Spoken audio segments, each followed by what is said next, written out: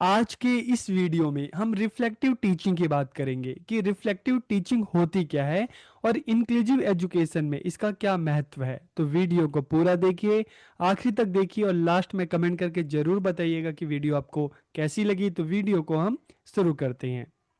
आज का हमारा टॉपिक है reflective teaching in inclusive education की समावेशी शिक्षा में चिंतनशील शिक्षण।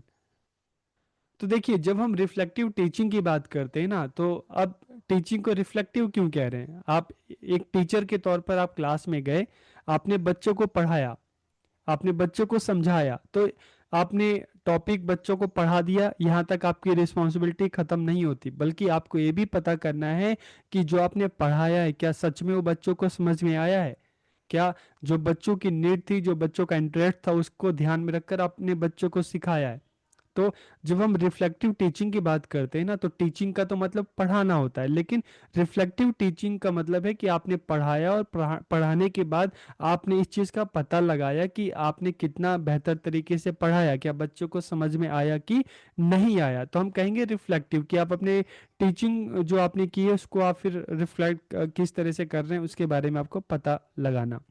It is an effective method to improve the teaching learning process, कि यह शिक्षण अधिगम प्रक्रिया को बेहतर बनाने की एक प्रभावी विधि है, क्योंकि अगर शिक्षण बेहतर होगा, टीचिंग बेहतर होगी, तो लर्निंग अपने आप बेहतर होगी। It refers to teacher constantly reflecting on their teaching practices, की इससे अभिप्राय क्या है, शिक्षकों द्वारा अपने शिक्षण अभ्यासों पर निरंतर चिंतन करने से है। कि भाई, एक टीचर के तौर पे आप क्लास में जाके बच्चों को पढ़ाते हैं, समझाते हैं, तो आपको इस चीज के बारे में लगातार सोचना कि जो आप पढ़ा रहे हो क्या सही तरीके से पढ़ा रहे हो, क्या आप जो मेथड यूज कर रहे हो क्या वो बच्चों के अकॉर्डिंग है, उनके लेवल के अकॉर्डिंग है, क्या आप बच्चों को सही तरीके से समझ में आ रहा है। तो मतलब लगातार अपने टीचिंग के बारे में, अपने शिक्षण के बारे में चिंतन करना, ताकि आप अपने टीचिंग को और बेहतर कर सको। शिक्षार्थियों की अधिगम की बेहतरी हेतु शिक्षक अपने प्रयासों का निरंतर मूल्यांकन करते हैं। कि आप एक टीचर के तौर पर जब आप क्लास में जा रहे हो, बच्चों को पढ़ा रहे हो, तो लगातार आप जो एफर्ट्स कर रहे हो, जो आप टीचिंग एड यूज कर रहे हो, आप जिन टेक्नोलॉजी का यूज कर रहे हो, जिन मेथड्स का यूज कर रहे हो, तो लगातार आप उसको इवेल्युएट कर रहे हो, उसका मूल्यांकन कर रहे हो कि आपकी टीचिंग कितने सही तरीके से हो रही है या नहीं, बच्चों को सही तरीके से समझ में आ रहा है कि नहीं। This process allow teacher to check their strategies, की यह प्रक्रिया शिक्षकों को अपनी रणनीतियों की जांच करने की अनुमति देती है, ताकि टीचर को ये पता चल सके कि वो जिस प्लानिंग के साथ, जिस योजना के साथ क्लास में जाकर बच्चों को पढ़ा रहे हैं, क्या वो योजना सफल हो रही है कि नहीं, क्या बच्चे सही से समझ पा रहे हैं कि नहीं, क्या आप सही से पढ़ा पा रहे हैं कि नहीं, आपको अपनी टीचिंग में और कहाँ पर आपको इम्प्रूव करना है। It allows teacher to check the impact of their teaching on the learning of the learners, की यह शिक्षकों को शिक्षार्थियों के अधिगम पर उनके शिक्षण के प्रभाव की जांच करने की अनुमति देता है, कि आपकी जो टीचिंग है उसका बच्चों पर क्या प्रभाव पड़ रहा है, बच्चों को सही से समझ में आ रहा है कि नहीं आ रहा। तो इसके लिए आप बच्चों से मतलब फीडबैक भी आप टाइम टू टाइम ले सकते हैं।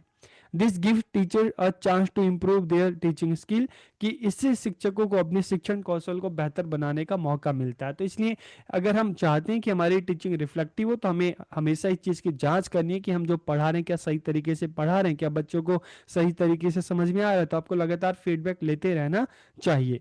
The learning experience of the student improve, तो इससे क्या होगा, अगर आपकी टीचिंग बेहतर होगी, आप सही तरीके से बच्चों के अकॉर्डिंग आप उनको पढ़ाओगे, बच्चों के इंटरेस्ट के अकॉर्डिंग आप उनको पढ़ाओगे, तो उससे क्या होगा कि बच्चों की जो लर्निंग है उसमें भी इंप्रूवमेंट होगा, उसमें भी सुधार होगा। Teachers are able to provide a better learning experience to the student, तो इससे क्या होगा, शिक्षक विद्यार्थियों को बेहतर अधिगम अनुभव प्रदान करने में सक्षम होते हैं। अब इसके हम की एस्पेक्ट की बात करते हैं, की aspect of reflective teaching in inclusive education. तो देखिए, जब हम इसके की एस्पेक्ट की बात करते हैं, इंपॉर्टेंस की बात करते हैं, तो teachers regularly evaluate there teaching practices, की शिक्षक नियमित रूप से अपने शिक्षण अभ्यासों का मूल्यांकन करते हैं, ताकि उनको पता चलता रहे कि जो पढ़ा रहे हैं क्या सही तरीके से पढ़ा रहे हैं, बच्चों को सही तरीके से समझ में आ रहा है कि नहीं आ रहा। Teachers use student feedback, classroom observation and other data, की शिक्षक क्या करते हैं, बच्चों की प्रतिक्रियाएं लेते हैं, क्लास में पढ़ाते हुए बच्चों से क्वेश्चन पूछते हैं, उनको देखते हैं कि क्या सच में उनको आ रहा है कि नहीं आ रहा है समझ में।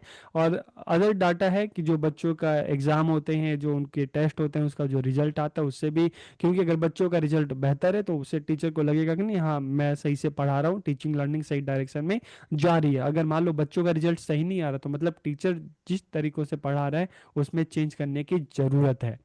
तो teachers reflect on what work, what does not and why. तो टीचर इस बात पर मतलब जो उसकी टीचिंग है तो उसमें इस बात पर रिफ्लेक्ट करता है, इस चीज का पता लगाता है कि जो क्या जो पढ़ा रहा है वो कारगर है या नहीं है। अगर कारगर है तो क्यों है, अगर नहीं है तो क्यों नहीं है। तो इसको जब हम कहते हैं रिफ्लेक्टिव टीचिंग को, तो it is a learner centred approach. Learner centred approach हम इसको क्यों कह रहे हैं, क्योंकि जो टीचर प्लानिंग कर रहा है, जो योजना बना रहा है, वो बच्चों की नीड को, बच्चों के इंटरेस्ट को ध्यान में रखकर ही प्लानिंग कर रहा है, ताकि बच्चों की नीड के अकॉर्डिंग, उनके इंटरेस्ट के अकॉर्डिंग बच्चों को पढ़ाया जा सके। तो इसलिए हम इसको लर्नर सेंटर्ड अप्रोच हम कह रहे हैं। तो it is a cyclic process that involves continuous improvement, की एक चक्री प्रक्रिया है। चक्री इसलिए हम कह रहे हैं क्योंकि टीचर लगातार बच्चों को पढ़ा भी रहा है, तो इस चीज को बार बार इसकी जांच भी कर रहा है कि उसकी टीचिंग क्या सही है या नहीं है, तो लगातार बच्चों को फीडबैक भी लेता रह रहा है। ठीक है, तो इसीलिए इसको हम क्या कह रहे हैं, it is a cyclic process that involves continuous improvement, की एक चक्रीय प्रक्रिया है जिसमें निरंतर सुधार होता रहता है। शिक्षक अपने अनुभवों के आधार पर अपने अभ्यासों का लगातार पुरस्कृत करते हैं, लगातार बच्चों को पढ़ाते हैं, हर रोज बच्चों को पढ़ा रहे हैं, हर रोज नई चीजें सीख रहे हैं, बच्चों का फीडबैक मिल रहा है। तो इससे टीचर को पता चल रहा है कि मतलब उनकी जो टीचिंग है उसमें क्या कमी है, क्या बेहतरी है, कहाँ पे सुधार करने की जरूरत है। तो अगर आप एक अच्छे टीचर बनना चाहते हैं तो आपकी टीचिंग रिफ्लेक्टिव होनी चाहिए, ताकि आपको पता चलता रहे, लगातार आप इस चीज़ को अवेयर, मतलब इस चीज़ को लेकर अवेयर रहें कि आप जो टीचिंग कर रहे हैं क्या सच में वो अच्छी टीचिंग है, क्या बच्चों को सच में समझ में आ रहा है, बच्चों को क्या प्रॉब्लम हो रही है, क्या चीज़ें हैं जो बच्चों को नहीं समझ में आ रही। तो जब आपको ये चीज़ें पता चलेगी तो आप लगातार अपनी टीचिंग में इंप्रूवमेंट लाते रहेंगे। इसके एडवांटेज क्या हैं हम उसकी बात करते हैं। तो it is an effective method to improve the teaching learning process, की शिक्षण अधिगम प्रक्रिया को बेहतर बनाने की एक प्रभावी विधि है। यह प्रक्रिया शिक्षक को अपनी रणनीतियों की जांच करने की अनुमति देता है, ताकि टीचर को पता चल सके कि जो जिस योजना के साथ, जिस प्लानिंग के साथ वो क्लास में जाके बच्चों को पढ़ा रहा है क्या वो सफल हो रही है कि नहीं। इससे शिक्षकों को अपने शिक्षण कौशल को बेहतर बनाने का मौका मिलता है, विद्यार्थियों के अधिगम अनुभव में सुधार होता है। It focuses on the needs and interest of learners, की शिक्षार्थियों की आवश्यकता और रुचि पर ध्यान रखती है, इस पर केंद्रित है। शिक्षक अपने अनुभवों के आधार पर अपने अभ्यासों को लगातार परिष्कृत करते हैं, उसमें सुधार करते हैं। Teacher can identify areas for improvement, के शिक्षक सुधार के क्षेत्रों की पहचान करते हैं और शिक्षार्थियों की आवश्यकता के अनुरूप बेहतर शिक्षण विधियों का प्रयोग करते हैं, ताकि बच्चों को अच्छे से समझ में आ सके और विद्यार्थियों की सहभागिता और शैक्षणिक सफलता में सुधार होता है। तो इससे क्या होता है कि जब टीचर लगातार इस चीज को फीडबैक लेते रहते हैं ना, अपनी टीचिंग में इंप्रूवमेंट करते रहते हैं, तो इससे क्या होगा, क्लास में बच्चों का पार्टिसिपेशन बढ़ेगा, उनकी सफलता में सुधार होगा, कक्षा में शिक्षार्थियों के जुड़ाव और स्वीकृति की भावना को बढ़ावा मिलेगा, शिक्षकों को अपने कौशल और ज्ञान को विकसित करने में मदद मिलेगी। और इससे क्या होगा, teacher become more effective and adaptable teacher, की वे अधिक प्रभावी और अनुकूलनीय शिक्षक बन सकते हैं। ठीक है, तो यहाँ पर आपको समझ में आ गया रिफ्लेक्टिव टीचिंग क्या होती है।